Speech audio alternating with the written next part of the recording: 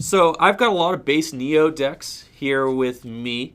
If you guys are familiar with old Wizards of the Coast Pokemon trading card game formats, base Neo is one of my favorite formats to play. It takes a lot of the charm of the old Wizards of the Coast formats and also adds in a bunch of versatility, diversity in the format, and consistency. Now, I've held some tournaments in base Neo format, and in my old deck collection, base Neo is the format that I have most represented. The hardest part about building base Neo decks is getting your hands on Cleffa. Cleffa run from about $8 to $15 a piece right now. I started hoarding Cleffa maybe about 3 or 4 years ago. I started trying to get my hands on as many Cleffa as possible. Almost every base Neo deck plays 4 copies of Cleffa. Now, if you take a look at Cleffa, Cleffa is just a 30 hit point basic Pokemon with no weakness, no resistance, and no retreat cost. But it is a staple in based in Neo format because of this Eek attack. So for 1 energy, Cleffa allows you to shuffle your hand into your deck and draw 7 cards. And this Pokemon has no retreat cost. So that means that you can easily pivot into Cleffa, refresh your hand, and then retreat back into whichever attacker you would like. So Cleffa makes up the draw engine and the setup engine of almost every deck in base Neo format. Now you might be asking, all right, Andrew, but it's only got 30 hit points. Isn't it a huge liability? Well, thankfully, Cleffa also has something called the baby rule. The baby rule is this text in gold that you can see right here. And it reads, if this baby Pokemon is your active Pokemon and your opponent tries to attack, your opponent flips a coin before doing anything else in order to use that attack. If tails, your opponent's turn ends without an attack. So, in order to attack the Cleffa, you have to flip a coin, right? So that means that there's only a 50% chance that the Cleffa takes any sort of damage or that your opponent is able to attack. And what's hilarious is that since almost every deck in base Neo format runs Cleffa, you will also often have Cleffa wars, right?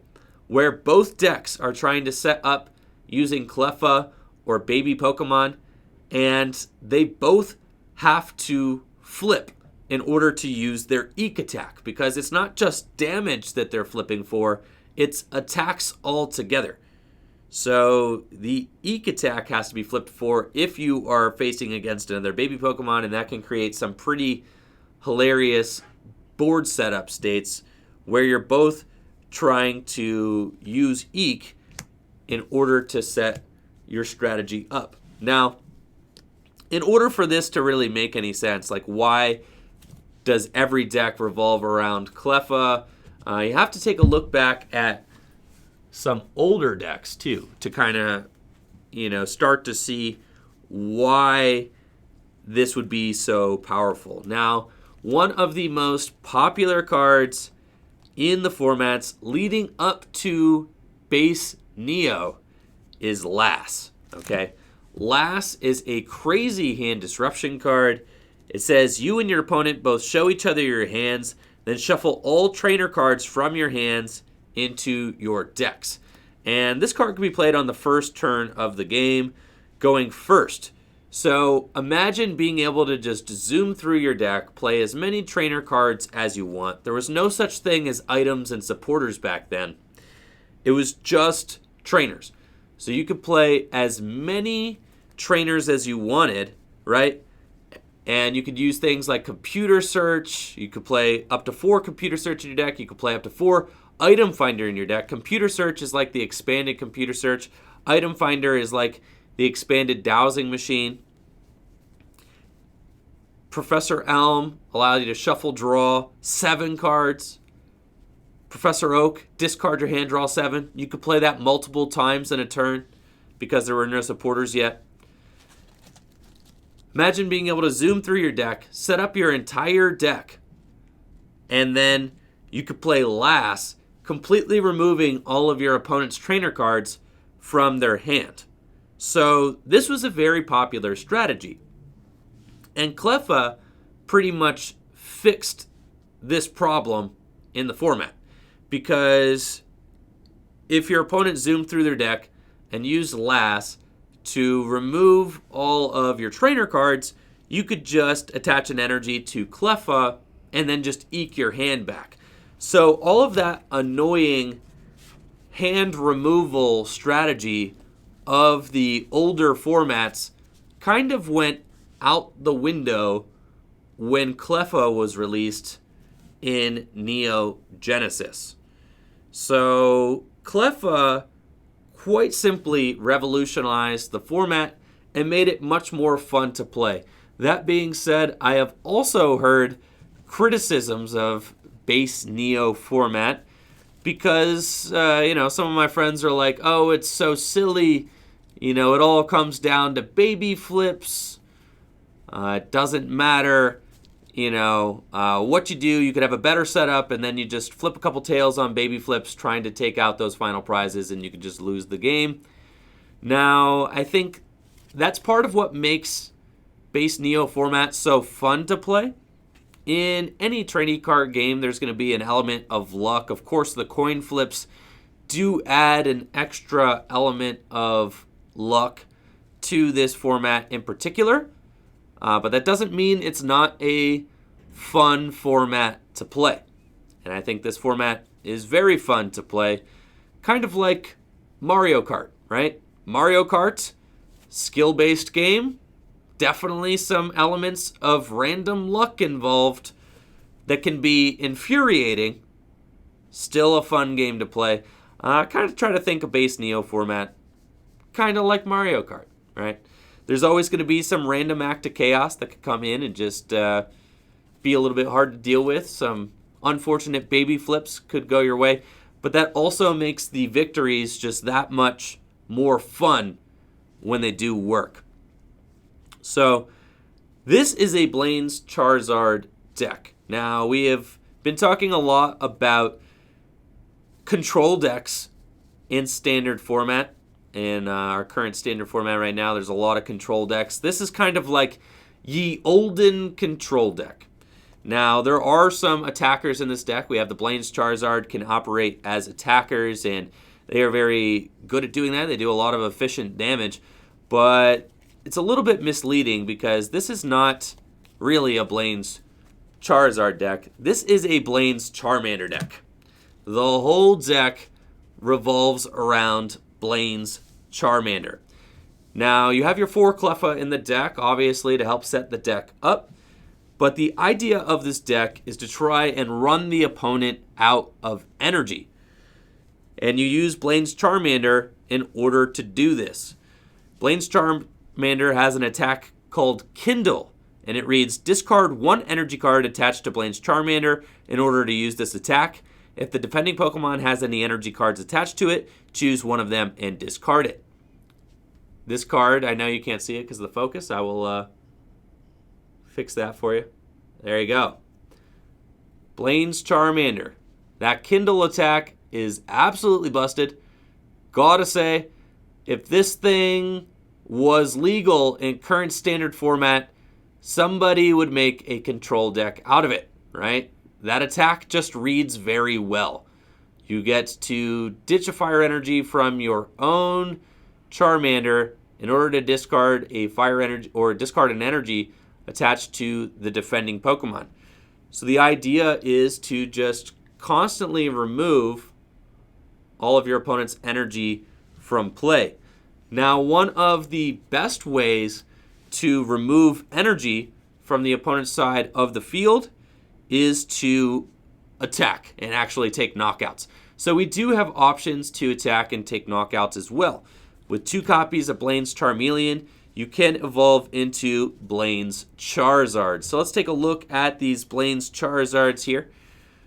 I will warn you, they are very awkwardly worded. Extremely awkwardly worded. Blaine's Charizard is a super dope card. Not only is the artwork on this thing absolutely gorgeous, it's just an amazing collector piece. It is also just a very strong card in this format as well. It's also a misprint, which you guys may be able to see here, because in the text it says fighting energy. You discard all fighting energy cards attached to Blaine's Charizard, and it actually is intended to be fire energy. So they did issue an errata for that Blaine's Charizard. They all have this misprint though, so it's not, like a very valuable misprint or anything like that. You can see I've got two of them here. They've both got the fighting energy misprint on them. Roaring Flames reads, discard all fire energy cards attached to Blaine's Charizard. If all energy cards attached to Blaine's Charizard provide 2 fire energy, discard all of them. See, why does it read that way? That doesn't make any sense. Anyways, you discard all fire energy cards attached to Blaine's Charizard. This attack does 20 damage plus 20 more damage for each fire energy discarded in this way. You gotta love the old translations from Japanese cards. Absolutely disastrous. Anyways, Roaring Flames, you discard all fire energy attached to Blaine's Charizard. It does 20 plus 20 more for each fire energy you discard in this way. So for 1 energy, you could deal 40 damage because you discard the fire energy and it does 20 more damage. So 20 plus 20, 40 for 1, which is really good. If you have 2 energies attached to your Blaine's Charizard, you discard both of them and you do 2 for 60. Now, that's just a ton of damage in base Neo format, and that damage ramps up very quickly for not a lot of energy. So Roaring Flames doing 1 for 40, there's almost no attack in these old formats that's that energy efficient. 1 for 40, very good. 2 for 60, even better. Flame Jet is a snipe attack, which is also very useful. Flip a coin. If heads, choose one of your opponent's Pokemon. This attack does 40 damage to that Pokemon. Don't apply weakness and resistance for this attack. So on a coin flip for 2 energy, you get to snipe 40, which is really good for targeting down things on your opponent's bench. So 2 copies of Blaine's Charizard in the deck, kind of like a late game sweeper if you just need to take out a threat. Maybe there's a Pokemon that has way too much energy attached to it, and you absolutely have to knock it out. Blaine's Charizard comes to the rescue to make that play happen. So we're going to scoot these guys over here, and then I'm going to show off what's in the rest of the deck. We've got an Igglybuff, also a baby Pokemon. Igglybuff has got an ability, Gaze, and I should say it's called Pokemon Power. They were not abilities back then. Pokemon Power, Gaze. Once during your turn before you attack, choose one of your opponent's bench Pokemon that has a Pokemon Power. That power stops working until the end of its turn. Good for just turning off abilities on your opponent's bench, or Pokemon Powers, I should say. Now, Moltres, talk about broken cards. Okay, so this is a control deck. So what is a control deck without an awesome mill card? Many of you may recognize this Moltres from back in the day. Bet you didn't know that this Moltres is actually an insane control card. Read that first attack, Wildfire. You may discard any number of fire energy cards attached to Moltres when you use this attack. If you do, discard that many cards from the top of your opponent's deck. Valero! Yo, thank you so much, Valero. Gifting 3 subs to the community, and thank you guys all for hanging out while we go over some old school tabletop decks. And welcome new subs to the channel. Make sure to link your Discord to your Twitch account. You get access to the sub-only Discord. And, of course, you get to enjoy all the brand new emotes that we're going to be getting this week, as well as the awesome emotes that we already got uploaded to the channel. Sweet stuff. Thank you, Valero. Yes, this Moltres is awesome. because it can get in there at the end of the game and just mill your opponent out of resources that might still be in their deck. Obviously, use the Charmander to discard energy attached to them. Moltres is very good for milling final resources out of the deck. This Moltres has won many games in the Pokemon Cube that I have built. I have an old school Pokemon Cube that me and my friends will draft out of sometimes, and this Moltres is always a surprise play at the end of the game, and allows for some really exciting finishes sometimes for the fire decks. It's got no weakness as well, which is insane. Why does Moltres have no weakness? Moltres has a bunch of weaknesses, but they did this treatment for legendaries pretty often back in the olden days of the Pokemon trading card game. No weakness, a minus 30 resistance to fighting, a very strong card for the Charizard deck. It is very disruptive. Now, we've also got Tyrogue. Tyrogue is one of my favorite cards, from these old formats as well. Very cool baby Pokemon. It's got the same baby rule as Cleffa, except Tyrogue is an attacker. It's got an attack Smash Punch. Flip a coin. If tails, this attack does nothing. So 1 energy for 30 damage. Very efficient, though. It's got no retreat cost, and Smash Punch can just be good at, taking out other baby Pokemon. You do need to flip 2 heads in order to knock out another baby Pokemon with Tyrogue, but it's just good for the efficiency of it. It's also a free retreater. Just a good card in almost every base Neo deck. Now, another aspect of this deck is the fact that it not only removes energy from your opponent's board, it keeps them from coming back, and it keeps resources from coming back. We do have a 1/1 Parasect line, and I'm going to go ahead and show off this trainer power plants. Pokemon Tower, not power plant. That's standard. Pokemon Tower, because these two cards really make sense together. Parasect has an ability, Allergic Pollen. As long as Parasect is in play, cards in any player's discard piles are not affected by attacks or Pokemon powers. This power stops working if Parasect becomes sleep, confused, or paralyzed. So Parasect's Allergic Pollen ability keeps things from coming back from the discard pile. So you cannot accelerate energy from the discard pile into play, anything like that. There's this card Typhlosion. Typhlosion accelerates energy from the discard pile into play. And Allergic Pollen stops that from working as well. So Allergic Pollen just keeps the energy and the resources that are in the discard pile in the discard pile. And Pokemon Tower more or less does the same thing. Pokemon Tower reads, if the effect of a Pokemon Power, attack, energy card, or trainer card would put a card in the discard pile into the owner's hand, that card stays in the discard pile instead. Now, this is very valuable because you're going to be trying to remove energy from play, and there are cards that bring the energy back into play. And Parasect and Pokemon Tower both help keep that energy in the discard pile and make sure that it does not come back into play. Now, most notoriously, there is a card, Recycle Energy. Recycle Energy is the same as it is in standard format. This card is actually a very old card.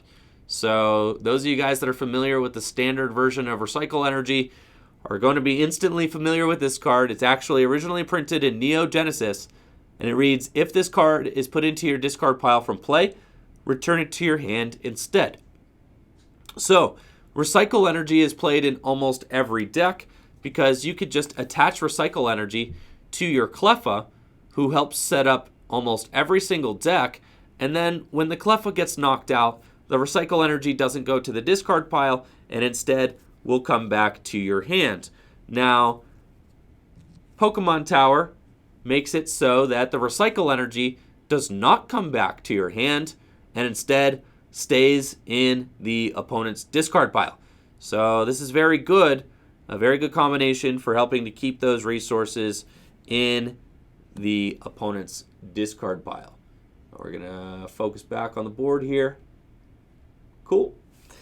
So the 1/1 Parasect goes very well with the Pokemon Tower Because this is a control deck, you can see that we also play a whole suite of energy removals. Energy removal is literally a broken trainer card that just reads, choose one energy card attached to one of your opponent's Pokemon and discard it. That is an automatic crushing hammer. Absolutely insane card. So, of course, we play 4 copies of energy removal and 4 copies of super energy removal. Also broken. And it reads, discard one energy card attached to one of your own Pokemon in order to choose one of your opponent's Pokemon, and you discard up to 2 energy cards attached to that Pokemon. So you get to remove 2 of your opponent's energy with this, but you do have to discard an energy attached to one of your own, but that's fine because this deck plays a ton of energy, right? We also play 4 Lass.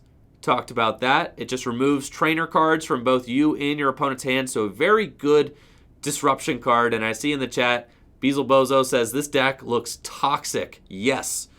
This is a control deck. Ye olden control deck. Pidgeotto players would be proud that there were control decks as soon as the Pokemon trading card game got invented. 3 copies of Computer Search. You just discard 2 cards out of your hand in order to search your deck for any one card. 2 copies of Professor Oak. Discard your hand and draw 7 cards. 2 copies of Professor Elm. Now, one of the most infuriating cards based in Neo format, and a card that many of my friends say the format would be absolutely fine if this card did not exist. And to be honest, I don't know why the card exists. You know what? The early creators of the Pokemon trading card game, they just loved coin flips. If the baby flips weren't enough, Focus Band makes it so that now everything can have a baby flip. Focus Band reads, if the Pokemon Focus Band is attached to would be knocked out by your opponent's attack, flip a coin. If heads, that Pokemon is not knocked out and its remaining HP becomes 10 instead, then discard Focus Band. So, Focus Band makes it so that anytime you've got a Pokemon and it looks like it's going to get knocked out, you flip a coin. If heads, the Pokemon is not knocked out and it's got 10 hit points remaining instead, and the Focus Band gets discarded. Now, what's crazy about Focus Band is unlike Focus Sash, which many of you guys may be familiar with, because Focus Sash is an expanded format legal card that prevents one-hit knockouts on fighting Pokemon. Focus Band can be used even if the Pokemon does not have full health. So, say you've got a Blaine's Charmander that has 20 damage on it, right? You can attach Focus Band, and then if your opponent knocks out the Blaine's Charmander, if you flip a heads, the Charmander is not knocked out, and instead it survives with 10 hit points and the Focus Band gets discarded. So, Focus Band can prevent any Pokemon with any amount of hit points from being knocked out. Even a Pokemon that only has 10 hit points remaining. So, if you attach a Focus Band to a Moltres that only has 10 HP left, and the opponent knocks it out, then you could flip a coin. If heads, Focus Band saves your Moltres, and it survives with 10 HP left, and the Focus Band gets discarded. Now, what's even more degenerate about Focus Band is that you could attach Focus Band to a baby Pokemon. And if you attach Focus Band to a baby Pokemon, then not only does your opponent have to flip a heads in order to attack your baby Pokemon, they also have to go through the Focus Band flip. So if I flip a heads on my Focus Band, even after my opponent had to flip a heads in order to attack my Cleffa, then my Cleffa survives with 10 hit points and the Focus Band gets discarded. So, sounds like a lot of fun, doesn't it? Focus Band, one of the most broken cards in base and Neo format, played in almost every single deck. It just has a 50-50 shot of preventing a knockout on anything you attach it to. Absolutely busted card. Then, Nightly Garbage Run. You guys are going to instantly recognize the effect of Nightly Garbage Run. Nightly Garbage Run is a Super Rod. Basically, choose up to 3 basic Pokemon, evolution cards, or basic energy, and shuffle them from your discard pile back into your deck. Nightly Garbage Run. Nice little recovery card. Also very good since you are going to be discarding a ton of your own energy with the effects of Charmander's attack, as well as with things like super energy removal. So Nightly Garbage Run, very nice recovery card. Then we also have 4 copies of Pokemon Tower. Like I had said previously, Pokemon Tower just keeps cards in the discard pile. What's also very good is that Pokemon Tower keeps things like Item Finder from being played. So if your opponent is trying to use Item Finder to bring a trainer card back from the discard pile and do something useful with it, Pokemon Tower stops that from happening, and Item Finder is played in almost every single deck. So Pokemon Tower not only shuts down Item Finder, also shuts down that annoying recycle energy that we had talked about previously, which is very good for a control style deck. We've also got Gust of Wind. Gust of Wind is basically a Pokemon catcher. Basically a great catcher, but it works on everything. You get to choose one of your opponent's bench Pokemon and switch it with his or her active Pokemon. No drawback. Literally just a Gust with no drawback. The original busted Gust of Wind. Very strong card. You can bring up things on your opponent's side of the field and strand them active. Warp Point is basically Escape Rope. Escape Rope. Eolden Escape Rope there. Very good switch card. And, of course, Switch. And then we also have a ton of fire energy in the deck. There we go. Got 3, 6, 9, 12, 13 fire energy in the deck. And that is the Blaine's Charizard deck from base to Neo formats. Very strong deck, and it's very good at limiting the opponent's resources. The base Neo format is an absolute blast to play. I may upload this clip to YouTube, so if you're watching this on YouTube, make sure to check out the Twitch stream, twitch.tv/TrickyJim. Check out FullGripGames.com, where you can find a lot of these old school Pokemon cards available. And thank you guys all so much for watching.